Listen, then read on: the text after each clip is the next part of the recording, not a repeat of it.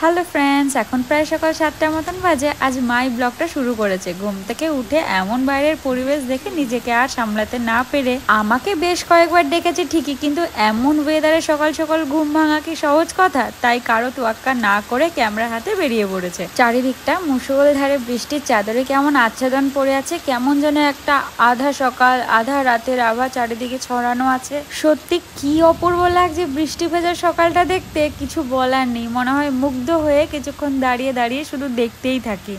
এই আজ সকালবেলা ঘুম থেকে ওঠার পর বেড টেড গুছিয়ে সমস্ত কিছু রেডি করে ফেলেছি। এটা মাই করেছে, যদিও আমি করিনি।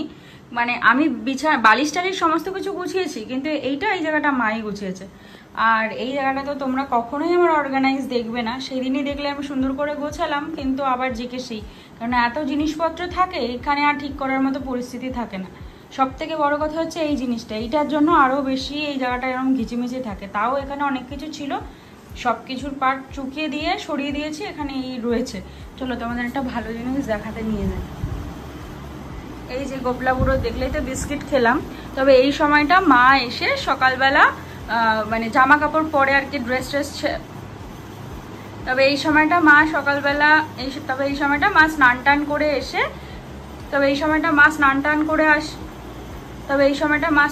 করে এসে এখানে ড্রেস চেঞ্জ করে। কারণ যেটা পরে আসে ওয়াশরুম থেকে সেটা পরেই তো পুজো দেয় না, মা চেঞ্জ করে। আর সেই সময় ফ্যানটা চলে, এই যে সেই ফ্যানটা তার জন্য বন্ধ করা হয় না। ও স্নান করতে যাওয়ার আগে কিছুক্ষণের জন্য এই হাওয়া টাওয়া খেয়ে নেয়, কারণ এটা ওর খুব নেসেসারি। এমনি সময়ও গরমে থাকবে, আর ও যখন গরমে থাকে, ওর যখন খুব অসহ্য গরম লাগে, তখন আমি একদম ঘেমে নিয়ে একাকার হয়ে যাই, জানান দেয় যে ওর গরম লাগছে। কিন্তু এই সময়টা প্রত্যেক দিন এরকম ফ্যান চলবে, ও চুপচাপ বসে থাকবে। স্নান করতে যাওয়ার আগে কে ফ্যানের হাওয়া খায় একটু বলো তো তোমরা? এমনি সময় ফ্যানের হাওয়া খাবে না, স্নান করতে যাওয়ার আগে ওর ফ্যানের হাওয়ার খাওয়ার দরকার পড়বে প্রত্যেক দিন। এদিকে এসে দেখি ফুলের সাজের এমন অবস্থা। একসময় ফুল উপচে পড়তো, রাখার জায়গা ছিল না। এই কটা ফুল দিয়ে নাকি মা নিচে পুজো দিয়ে আমার জন্য ফুল রেখে ওপরে নিয়ে যাবে, সেখানে আবার মেজো মা ছোট মা সবাই পুজো দেবে। আমাদের একটু বাইরে নিয়ে যাই। সকালবেলা তো মুষলধারে বৃষ্টি হলো, তারপরে একদম কাঠ ফাটা রোদ। মানে সে রোদের যে তেজ, সে যদি দেখো, মা যখন ঘুম থেকে উঠেছে তখন এক ফসলা বৃষ্টি হয়ে গেছে। তারপরে আমি যখন ঘুম থেকে উঠে দেখছিলাম যে বাবা, আকাশের তো আজকে আলাদাই ব্যাপার, আলাদাই খেলা। এমন বৃষ্টি, মানে এমন বৃষ্টি বলছি, এমন রোদ, সূর্যমামা একদম প্রখর হয়ে আমাদের কাছে এসে উপস্থিত। কিন্তু তার কিছুক্ষণের মধ্যে মা খুব সুন্দর করে তার জামা কাপড়গুলো এখানে মেলেছিল। আর আমি ব্রাশ করতে করতে মাত্র গিয়ে একটু বিছানাতে বসেছি, ফোনটা ঘাটবো, আর দৌড়ে আসলাম। কেন কি এমন বৃষ্টি নামলো একদম, দেখো এরপর আকাশের এই পরিস্থিতি। মার তুলসী তলার কাজ কমপ্লিট হয়ে গেছে, এখন যাচ্ছে ঘরে গোপলাকে স্নান করাতে। যথারীতি এখন দৌড়াবে, চলো আমরাও দৌড়াই একটু মায়ের সাথে। কিচ্ছু পুড়ে যাচ্ছে না বৃষ্টি, সেটাই। চলো সকালবেলা এইটা বাবার তরকারি রাতে টিফিন খাওয়ার জন্য, সেটা মোটামুটি রেডি হয়ে গেছে। এরপর বসাবো অন্য রান্না, মানে আমাদের দুপুরে খাওয়ার রান্না। এই তোমাদেরকে আবার কিচেনে নিয়ে চলে আসলাম, আমার পুরোনো কিচেনে আবার আড্ডা দিতে। তবে আজকে ওয়েদারটা সকালবেলা যেমন দেখালাম তেমন কিন্তু এখন ওয়েদারটা নেই। হঠাৎ করে বৃষ্টি শুরু হলো, কিন্তু সেই বৃষ্টিতে আবার তোমাদের এমন মনে হবে না যে খুব ঠান্ডা লাগছে, ওয়েদারটা খুব ভালো। সেই গরমই, এতদিন একটা কিচেন সামলেছি, এখন আবার সেই পুরোনো কিচেন সামলাতে এসেছি। মা বলছে না তোকে রান্না করতে হবে না। আমি বললাম না, রান্না কেন করবো না, রান্না এই কিচেন এগুলোই তো তোমাদের সাথে আমার শেয়ার করার জায়গা। আর তবে আজকে বাবাকে কি এনেছি তোমাদের দেখাই, আজকে কি রান্না হবে আমাদের বাড়িতে। অলরেডি ভাত বসে গেছে, আর ভাত বসে একটা ব্লান্ডার হয়েছে, তোমাদের দেখিয়েছিলাম না আমাদের এদিকে গ্যাসের লাইন হয়েছে, সেটা আজকে টেস্ট করতে এসছে। ভাত অলরেডি এখানে বসিয়ে, এখানে আজকে লাউ চিংড়ি হবে, যে লাউ অলরেডি বসিয়ে দিয়েছি। আর তখনই এসে উপস্থিত এখানে চেক করবে, তা কিছুক্ষণ বন্ধ রইলো। এমনি তো তোমাদের বলেইছি আজকে অলরেডি অনেকটা লেট। কি হবে সেটা বলি, লাউ চিংড়ি। আর এখানে এই যে বাবা ইয়াসা বড় বড় বেলে মাছ নিয়ে এসছে। এই বেলে মাছ পেঁয়াজ দিয়ে ঝাল হবে। বেলে মাছ পেঁয়াজ দিয়ে ঝাল খেতে আমার খুব মারাত্মক ভালো লাগে। আর সাথে হবে এই যে চিংড়ি মাছ, খুব বড় সাইজের চিংড়ি আজকে বাবা আনেনি, এই সাইজের চিংড়ি এনেছে। এই সাইজের চিংড়িটাকে আর লাউয়ের জন্য আমি একদম স্ম্যাশ করে না, ঠিক কুচি কুচি করে রেখে দিয়েছি। আর আমি লাউয়ে সবসময় কুটো চিংড়ি দিতেই ভালোবাসি, তাহলে পুরো লাউটার মধ্যে চিংড়িটা মাখো মাখো হয়, খেতে ভালো লাগে। আর আজকে আমাদের দুটো গ্যাসে রান্না বসাতে হবে, কারণ আরেকটু পরেই বাবা চলে আসবে। কই আমার খাওয়া দাওয়া তো সকালের সমস্ত কমপ্লিট হয়ে গেছে, জানি আমার সেই পুরোনো খাবার দাওয়া। আর এখানে রয়েছে হচ্ছে উচ্ছে আর কাঁচকলা, সেটা দিয়ে একটা কিছু একটা হবে প্রিপারেশন, সেটা তোমাদের সাথে আসছে।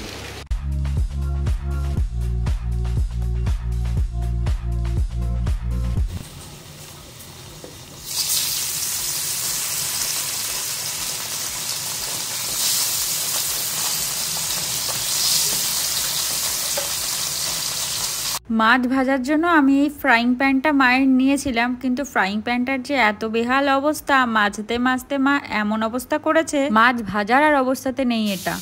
এই ফ্রাইং প্যানটা, এটা নাকি ফ্রাইং প্যান, এটা কোনো ফ্রাইং প্যান মানে এটাতে তো মাছ ওখানেও আমি ফ্রাইং প্যানে ভেজেছি, একটা ওপরের চামড়াও ওঠেনি, যার জন্য ফ্রাইং প্যানে ভেজেছি।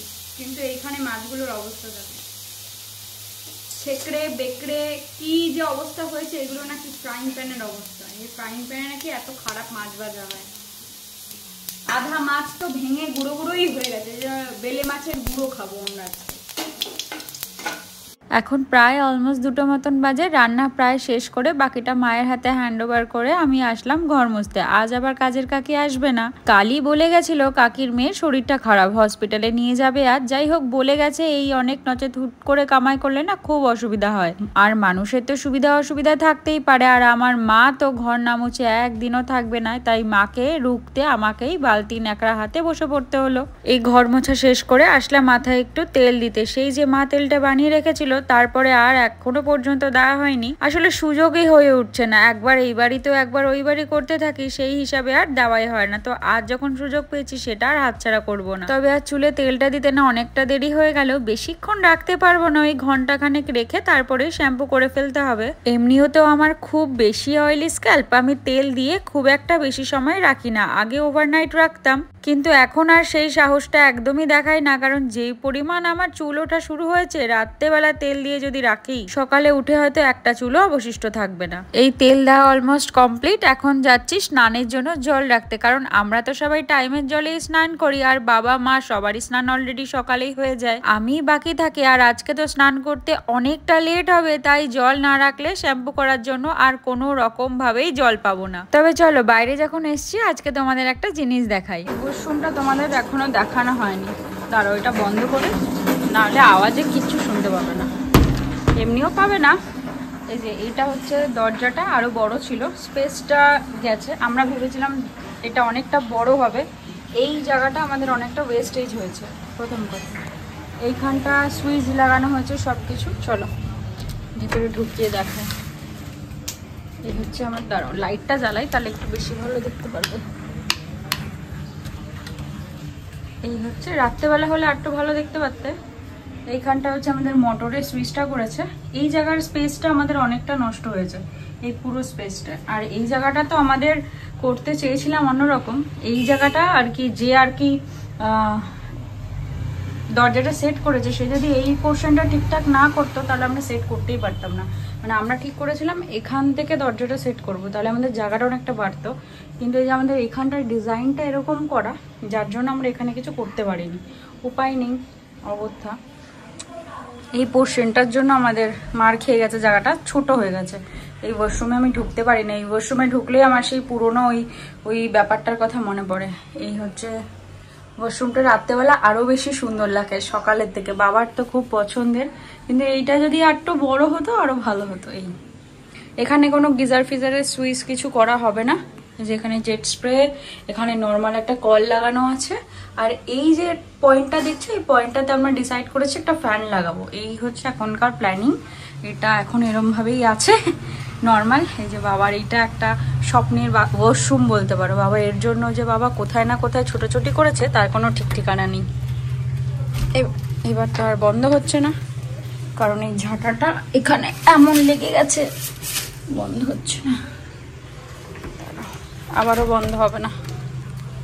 দেখো এইসব পাকামো করতে গিয়ে একটা অলরেডি ব্লান্ডার ঘটিয়ে বসেছি, হাতটা হঠাৎ করে এমনভাবে বেকায়দায় কেটে গেল বুঝতেই পারলাম না। গল গল করে তো রক্ত বেরোলো, আমার শরীরে যে এত রক্ত আছে হাতটা না কাটলে জানতেই পারতাম না। আর স্নান করে আস্তে আস্তে অনেকটা দেরি হয়ে গেছে। এদিকে আমার মহারাজ মহারথীগণরা আমার জন্য তো অপেক্ষায় বসেই আছে কখন থেকে, কারণ আমি প্রত্যেক দিন স্নান করে এসে বাবা মহেশ্বরের মাথায় জল ঢেলে আমার কাছে একটা ছোট্ট তারাপীঠ থেকে আনা মায়ের চরণ আছে, সেটাকে সুন্দর করে ধুয়ে মুছে সবার চরণে ফুল দিয়ে ঠাকুরের নাম সেরে তারপরেই খেতে যাই।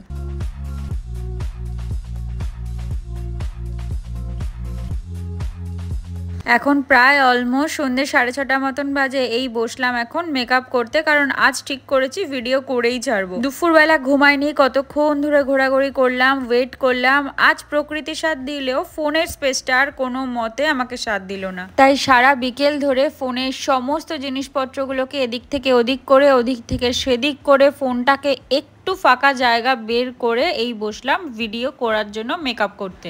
আমি তো এমনি ফাউন্ডেশন খুব একটা ইউজ করি না, তবে ভিডিও করার সময় একটু প্রমিনেন্ট দেখতে তো লাগতেই হবে, তাই তখন ফাউন্ডেশন ইউজ করা ম্যান্ডেটারি। এমনি সময় যে কম্প্যাক্টটা ইউজ করি সেটা শেষ হয়ে যাওয়ার কি একটা মাথা মুন্ডু বানানা পাউডার কিনেছি, সেটা ব্যবহার করতে গিয়ে আমার জীবন প্রায় ওষ্ঠাগত অবস্থা। যত না ব্যবহার করি তার থেকে নষ্ট হয় বেশি। এই মোটামুটি আজকের মতন রেডি হয়েছি। চেষ্টা তো করবো অনেকগুলো লুক ক্রিয়েট করার, শাড়িও বের করেছি, কিন্তু জানি না কতদূর কি করতে পারবো। অলরেডি অনেকটা লেট সব সিলেক্ট করতে করতে। অ্যাকচুয়ালি ভাবলাম যে বাইরে করবো আজকে, সেটা তো হলো না দেখলেই। তো সেটাকে আর আমার কাছে কোনো রকম স্টকও নেই, তো সেটা আমার কোনো কিছুর কন্টেন্ট কন্টিনিউয়েশনের জন্য আমার একদমই দরকার আজকে করা। তো আমার যখন ঘরে সেট আপ রয়েছে তো সেটাকে আমি ইউটিলাইজ করবো না, তো আজকে ভাবলাম ঠিক আছে চলো সেটাকে ইউটিলাইজ করা যায়। অনেকদিন পর নিজের রিং লাইট, নিজের যে সমস্ত কিছু বের করে করেছি, ঘরটার কি হালাত করে রেখে দিয়েছে দেখো। আমি যখন রেডি হই তখন আমার ঘরের হালাতটা এরকমই থাকে, কিছু করার নেই, অপশনও নেই। চলো আর দেরি করবো না, আগে কাজটা করি, দেন আবার কাজ টাজ করে তোমাদের কাছে ফিরে আসছি। এই পুরোপুরি রেডি, আমার কাজকর্ম রেডি। এই হচ্ছে আমার আজকে লুক। মার পুরোনো শাড়িটা পেয়ার করেছি, ভেবেছিলাম হবে না, কিচ্ছু করতে পারবো না, মানে টাইম পাবো না, কিন্তু ইচ্ছা থাকলে কি না হয়, চেষ্টা করতে হবে শুধু।